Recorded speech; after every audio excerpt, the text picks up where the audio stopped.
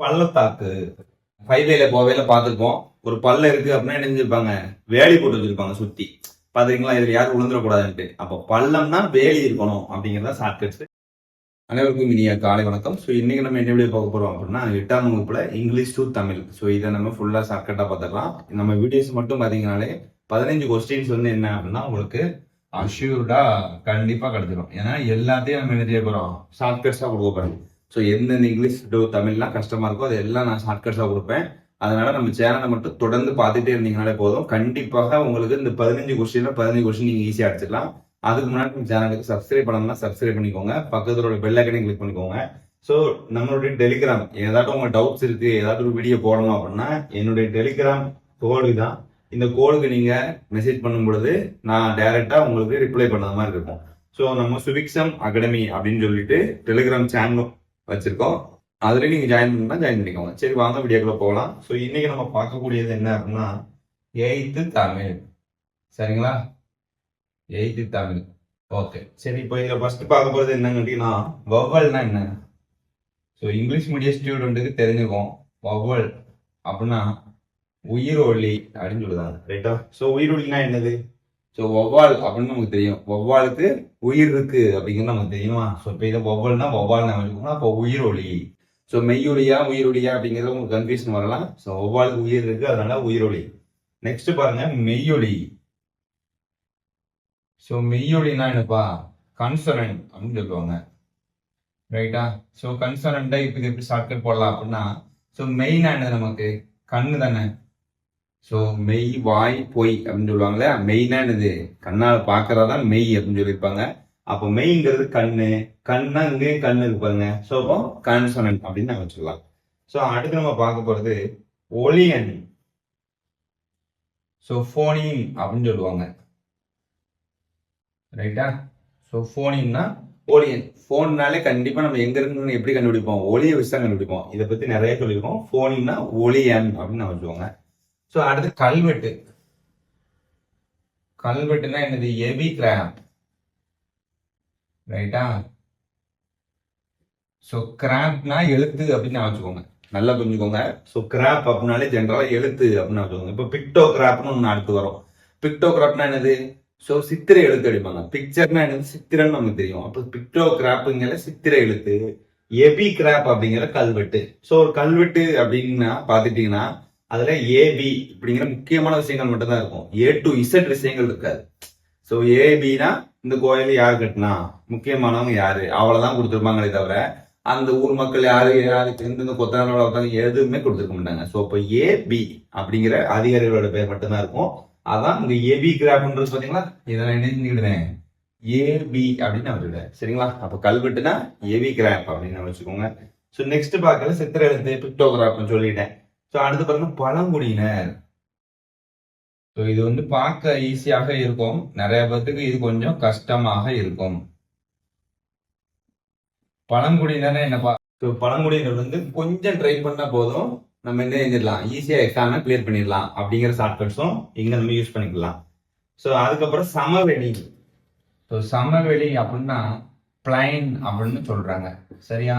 So இது என்ன meaning அப்படின்னா, ஸோ எல்லாருமே சமம் அப்படின்ட்டா நாட்டுல வந்து ஒரே மாதிரி ஈக்குவலா இருப்பாங்க, எல்லாரும் பிளைனா இருப்பாங்க, எந்த ஒரு மைண்டுமே இருக்காது, நம்ம முன்னேறணும் வைக்கணும் அப்படிங்கிற ஒரு இதே இருக்காம. ஸோ என்ன செய்வாங்க, எல்லாருமே பிளைனா இருப்பாங்க, மைண்டு அப்படியே வெற்றிடமா இருப்பாங்க. அதான் சமவெளி அப்படின்னா சமம் அப்படிங்கறது நீங்க ஞாபகம் வச்சுட்டீங்கன்னா பிளைன் அப்படின்னு ஞாபகம் வச்சுக்கலாம். ஸோ நெக்ஸ்ட் பாருங்க பள்ளத்தாக்கு. ஸோ பள்ளத்தாக்குக்கு வேலி அப்படின்னு சொல்றாங்க. ஸோ நம்ம ஹைவேல போவேல பார்த்துருப்போம். ஒரு பள்ளம் இருக்கு அப்படின்னா என்ன செஞ்சிருப்பாங்க, வேலி போட்டு வச்சிருப்பாங்க சுத்தி. பாத்தீங்களா, இதுல யாரும் விழுந்துடக்கூடாதுன்ட்டு. அப்போ பள்ளம்னா வேலி இருக்கணும் அப்படிங்கிறத ஷார்ட்கட்ஸ். பள்ளத்தாக்குனா வேலி அப்படின்னு நான் வச்சுக்கோங்க. ஸோ நெக்ஸ்ட் புதர். புதர்னா திக்கெட், ரைட்டா? ஸோ புதர், இப்போ புதர்னா என்னதுப்பா, அதுக்குள்ள என்ன இருக்குன்னு தெரியாது, அதான் புதர். அப்போ அது எவ்வளவு திக்கா இருக்கும், அது ரொம்ப அடர்த்தியா இருக்கும், சரியா? அப்போ புதர்னா ரொம்ப திக்கா இருக்கும் அப்படின்னு வச்சுக்கோங்க. ஸோ திக்கெட் அப்படின்னு வச்சுக்கோங்க. ஸோ த நெக்ஸ்ட் மலை முகடு. ஸோ மலை முகடு அப்படிங்கிறது ரிட்ஜ் அப்படின்னு சொல்றாங்க. நான் இதுக்கு என்ன ஷார்ட்கட் சொல்லுவோம்னா, மலையினுடைய எட்ஜ் இருக்கு இல்லையா, சோ இது மலைன்னு வச்சுக்கோங்க. இந்த மலையினுடைய இந்த எட்ஜை தான் நம்ம என்ன சொல்றோம், ரிட்ஜ் அப்படின்னு சொல்லலாம், மலை முகடு அப்படின்ட்டு. சோ அப்போ எட்ஜ் ரிட்ஜ் அப்படிங்கறத நீங்க ஷார்ட்கட் வச்சுக்கலாம். சோ நெக்ஸ்ட் பாருங்க, வெட்டுக்கிளி. சோ வெட்டுக்கிளினா லோகஸ்ட். சோ வெட்டுக்கிளினா லோகஸ்ட் அப்படின்னு அர்த்தம். இந்த வெட்டுக்கிளி என்ன செய்யும், லோனா கீழே அப்படின்னு வச்சுக்கோங்க. கீழே போய் என்ன செய்யும், கட் பண்ணி விட்டுரும். தாவரங்கள் எல்லாத்தையும் கீழே போய் கட் பண்ணி விட்டுரும். அதான் லோ கஸ்ட்ங்கிறத அந்த எஸ் மட்டும் தூக்கிடுறேன், கட். ஸோ லோல கட் பண்ணாதான் வெட்டுக்கிளி, லோ கஸ்ட். ஸோ த நெக்ஸ்ட் என்ன அப்படின்னா, இங்க இருக்கு ஓகே, மொட்டு. ஸோ மொட்டுன்னா என்னது, பட்டு. ஸோ மொட் பட், இது ரெண்டுக்கும் லிங்க் வச்சுக்கலாம், மொட் பட் அப்படின்னு வச்சுக்கோங்க. ஸோ த நெக்ஸ்ட் மூலிகை. ஸோ மூலிகைனா என்னது, ஹெர்ப்ஸ் அப்படின்னு வச்சுக்கோங்க. நல்ல மூலிகையா தின்னோம்னா முடியெல்லாம் கருப்பு வளரும், அதான் கருப்பு கருப்பு அப்படின்னு வச்சுக்கோங்க, மூலிகை கருப்பு அப்படின்னு வச்சுக்கோங்க. ஸோ நெக்ஸ்ட் மரபணுனா ஜீன், எல்லாருக்கும் தெரிஞ்சதுதான், ரைட்டா. ஸோ நெக்ஸ்ட் பாருங்க, சிறுதானியம்னா மில்லட். ஸோ சிறுதானியம் அப்படின்னா மில்லட்னு சொல்றாங்க. ஸோ சிறுதானியங்களை சின்னதாக இருக்கும், நம்ம லைட்டா என்ன செய்யலாம், மில்லு இருக்குல்ல, ரைஸ் மில்லு, அங்க போய் அதை அரைச்சி ஸோ சாப்பிட்டோம்னா ரொம்ப சத்தா இருக்கும். ஸோ அப்போ ரைஸ் மில் அப்படிங்கிறத நீங்க வச்சுக்கோங்க, ரைட்டா. ஸோ சிறுதானியமா மில்லுல போய் அரைக்கணும், அப்போ மில்லட் அப்படின்னு வச்சுக்கோங்க. ஸோ நெக்ஸ்ட் நிறுத்தற்குறி. ஸோ நிறுத்தற்குறினா பஞ்சுவேஷன் அப்படின்னு சொல்றாங்க. ஸோ பஞ்சுவேஷன்னா வடிவேலு பார்த்துருப்பீங்க, ஒரு படத்துல வந்து என்ன செய்வாரு, அர்ஜுன் வந்து இப்படி பாக்ஸிங்ல குத்தி விடுவாரு, அதை வந்து நம்ம என்ன செய்வாரு, இப்படி பஞ்ச் பண்ணி நிப்பாட்டுவாரு, நிறுத்த ட்ரை பண்ணுவாரு, தூக்கி அடிச்சிரு, பாத்திருக்கீங்களா. ஸோ அப்போ நிறுத்தற்குறினா என்னது, பஞ்ச் பண்ணி அப்படி நிறுத்துறாங்க அப்படின்னு வச்சுக்கணும். பழைய என்ன செய்வாரு, ட்ரெயின் நிப்பாட்டுவார், பாத்திருக்கீங்களா. ஸோ அந்த மாதிரி. ஸோ நிறுத்தற்குறினா பஞ்சுவேஷன். ஸோ சீர்திருத்தம்னா ரீஃபார்ம். ஸோ சீர்திருத்தம்னா ரீஃபார்ம் அப்படிங்கிறாங்க, ரைட்டா. ஸோ ரீ அப்படிங்கிறது பாருங்க, ஸோ ரீ ஓப்பன், மீண்டும் ஓபன் பண்ணப்பட்டது. ஒருத்தன் கெட்டு போயிட்டா அவனை மறுபடியும் நம்ம என்ன செய்யறோம், திருத்தி கொண்டு வரோம், அதான் சீர்திருத்தம் அப்படிங்கல. ஸோ மூடப்பட்ட ஒரு கல்லூரியை நம்ம ரீ ஓபன் பண்ற மாதிரி, ஸோ ஒரு கெட்டவனா ஃபார்ம் ஆனவனை ரீஃபார்ம் பண்றோம், அதான் ரீஃபார்ம், சீர்திருத்தம். ஸோ நெக்ஸ்ட் பாருங்க, ரீஃபார்முக்கு அப்புறம் ஓகே, பின்னுதல். பின்னுதல் தானப்பா நிட்டிங் அப்படின்னு சொல்றாங்க, சரியா. ஸோ பின்னுதல்னா நீட்டிங் அப்படின்னு சொல்றாங்க. ஸோ நல்லா பார்த்துருப்பீங்க, நைட்ல சாப்பாடுலாம் நம்ம மாதிரி நினைச்சுவாங்க, பின்னு பின்னி விடுவாங்க. காலை சாப்பாடு கம்மியாக சாப்பிடுவாங்க, மதிய சாப்பாடு கம்மியாக சாப்பிடுவாங்க, அந்த நைட் சாப்பாடு மட்டும் புரோட்டா, காடை, கந்தரி, கழுவு, குதிரையும் போட்டு பின்னி எடுத்துருவாங்க நைட்ல. ஸோ இப்போ நைட்டிங்னா பின்னுதல் ஞாபகம். அப்படி இல்லைன்னா நைட்டிக்காக என்ன செய்யறாங்க, நூல் பின்னுதாங்கன்னு நீங்க ஞாபகம். ஸோ எப்படினாலும் உங்களுக்கு எது ஃபேவரா இருக்கோ அது எப்படி ஞாபகம். ஸோ நெக்ஸ்ட் பாருங்க, கொம்புனா ஹார்ன்.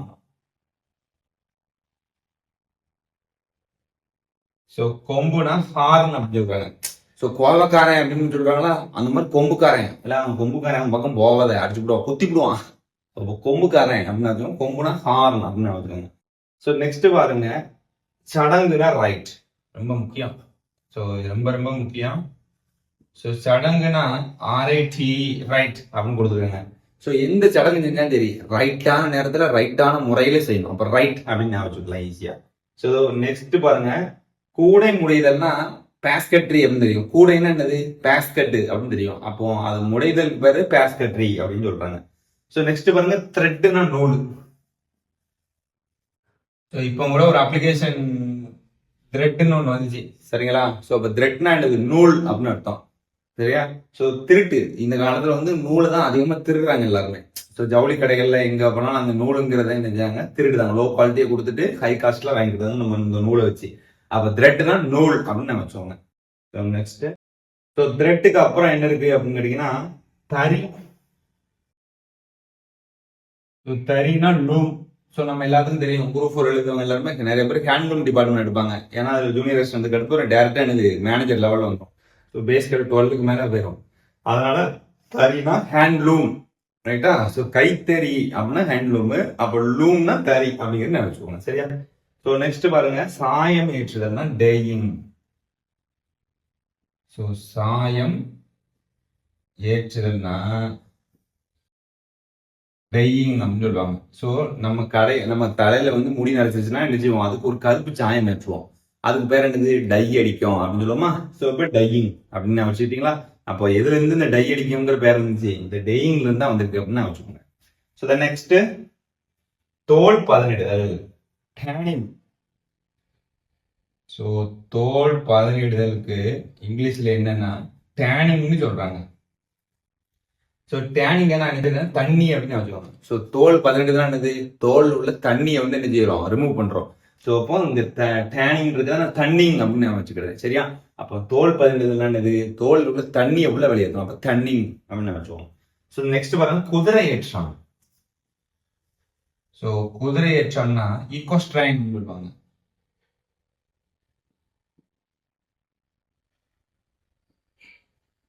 ஸோ ஈகோஸ்ட்ரைன்னா என்னது, நல்லா புரிஞ்சுக்கோங்க. இப்போ நானும் இருக்கு, என் நண்பரும் இருக்காரு, அவரை குதிரையில ஏற்றிட்டாங்க, என்ன குதிரையில எடுத்துட்டேன். உடனே என்ன, எனக்குள்ள ஒரு ஈகோ ஜென்ரேட் ஆகும். ஆஹா, இவங்க குதிரையில ஏற்றானே, இவங்க மட்டும் அரசு வேலைக்கு போயிட்டானே, இவங்க மட்டும் சுவிக்ஸம் அகாடமியை ஃபாலோ பண்ணி அரசு வேலைக்கு போயிட்டானே அப்படின்னு எனக்கு தோணும். அப்போ ஈகோ ஜென்ரேட் ஆகும். அதான் ஈகோஸ்ட்ரைன், குதிரை ஏற்றல். எவன் ஒருத்தன் குதிரையில ஏறதனோ அவன் மேல ஈகோ வரும் அப்படின்னு வச்சுக்கோங்க. ஈஸியா பிடிச்சிக்கலாம். நெக்ஸ்ட் என்ன அப்படின்னா, கதாநாயகனா ஹீரோ தான் தெரிஞ்சதுதான். நெக்ஸ்ட் தொண்டுன்னு சேரிட்டி. ஸோ தொண்டு அப்படின்னா சேரிட்டி அப்படின்னு சொல்றாங்க. ஸோ கட்சிக்கு எவனா தொண்டு செய்யறவனா அவனுக்கு தான் ஷேர் கொடுப்போம். ஷேர்னா சீட்டுன்னு வச்சுக்கோங்க. கவுன்சிலர் சீட்டா, நீ கட்சிக்கு தொண்டு செய்ப்பா, அப்பதான் கொடுப்போம். ஸோ இப்போ சேரிட்டி அப்படிங்கிறது தொண்டு அப்படின்னு வச்சுக்கோங்க. ஸோ நெக்ஸ்ட் ஞானி அப்படின்னா சயின்ட். ஸோ ஞானி அப்படின்னா சயின்ட். ஞானி வந்து ஒரு ஞானின்னா என்ன, அறிவாளிகள் ஒன்னு செய்யணும்னு சொன்னா செஞ்சிடணும், கண்ணு மூட்டாங்க சயின்ட். ஸோ நெக்ஸ்ட் பார்த்தோம்னா பகுத்தறிவு. ஸோ பகுத்தறிவுங்கிறது ரேஷனல் அப்படின்னு நான் வச்சுக்கணும்.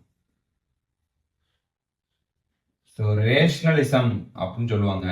ஸோ ரேஷன் கடையில் உள்ளவங்க தான் நல்ல பகுத்தறிவு இருக்கும். எப்படி, ஸோ இந்த பருப்பு நல்ல பருப்பு, ஸோ இந்த அரிசி நல்ல அரிசி அப்படிங்கிற ஒரு கண்டுபிடிக்கக்கூடிய ஒரு மெத்தட் யாருக்கு தெரியும், அந்த ரேஷன் கடையில் இருக்கும்போது தான் தெரியும். அதனால ரேஷனலிசம் இது பகுத்தறிவாங்க. ஸோ நெக்ஸ்ட் பாருங்க குறிக்கோள்னா அப்ஜெக்டிவ். இது சொல்லியிருக்கேன் ஆல்ரெடி. ஆப்ஜெக்ட்னா ஒரு பொருள், அந்த பொருள் மேல நம்ம நினைச்சோம் குறி வச்சு எறிவோம். இப்போ ஸ்டெம்ப் இருக்குன்னா அந்த ஸ்டெம்ப் தான் ஆப்ஜெக்ட், அது குறி வச்சு எழுதுறோமா. இப்போ குறிக்கோள்ங்கிறது அப்ஜெக்டிவ் அப்படின்னு எழுதுவாங்க. ஸோ இதோட நம்ம 8வது தமிழ் எல்லாமே கஷ்டமானதெல்லாம் முடிச்சிட்டோம். ஸோ இந்த மாதிரி அடுத்து 9வது வீடியோ போடுவோம். ஸோ தொடர்ந்து சேனலை பாருங்க. நம்ம சேனல் வீடியோ பக்காவா இருக்கும், எல்லாருக்குமே யூஸ்ஃபுல்லா இருக்கும். நன்றி, வணக்கம்.